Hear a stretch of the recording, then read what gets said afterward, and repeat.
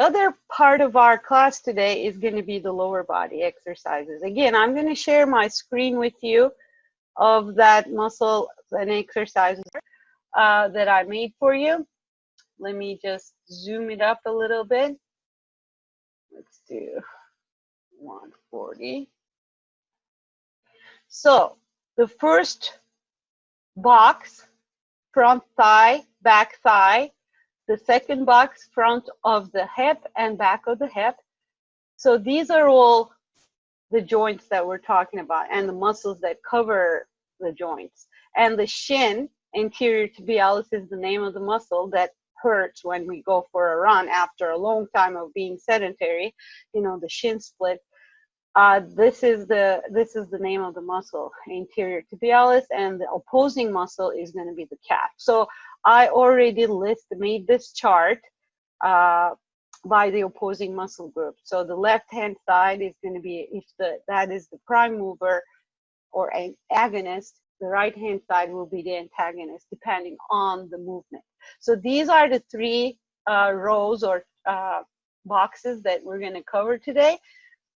Lots of exercises, lots of choices in terms of the resistance that you can use or the way you can do the exercise. Before we get up and start moving, I would like you to understand the joint actions. Don't memorize them, or if you're going to be a certified personal trainer like Isabella, of course you have to remember all of these joint actions.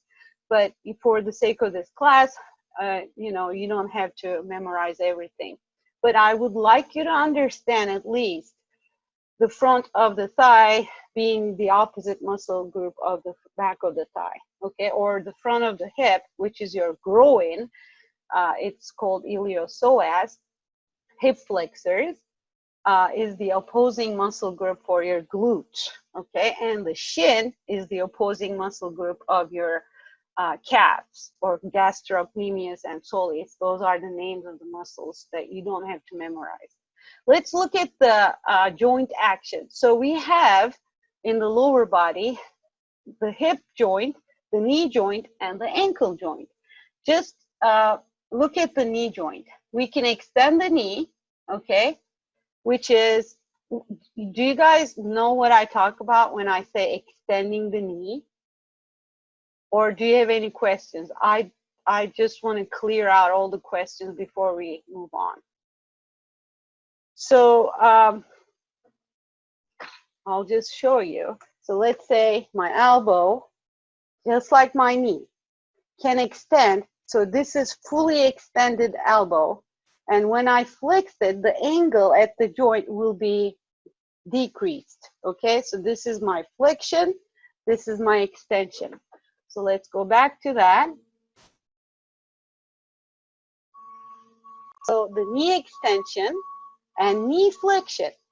When you look at knee extension exercises, if you were to isolate, for example, you just had a knee surgery and your doctor recommended that you need to go through isolated knee exercises like the knee extension, knee flexion. So those are the types of exercises that you can do. Leg extension machine in the gym, leg press, squat. If you know, just visualize the squat, you go through the knee extension, right? When you come up from the squatted position to standing position, you extend the knee. Lunge is the same. Lateral lunge, reverse lunge, curtsy lunge. So those are the exercises that we're going to cover today. Knee flexion is the opposing action of the same joint. So the leg curl machine or Nordic ham curl are the exercises that you can incorporate knee flexion in them.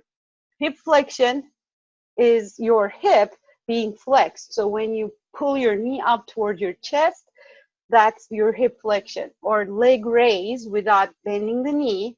When supine means you're laying on your back, okay? When you're laying on your back, if you lift both legs up or just one leg up, that's the hip flexion.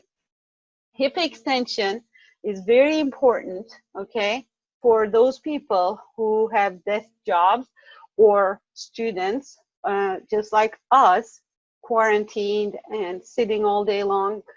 our hip extensor muscles, mainly our glutes, are very weak, okay?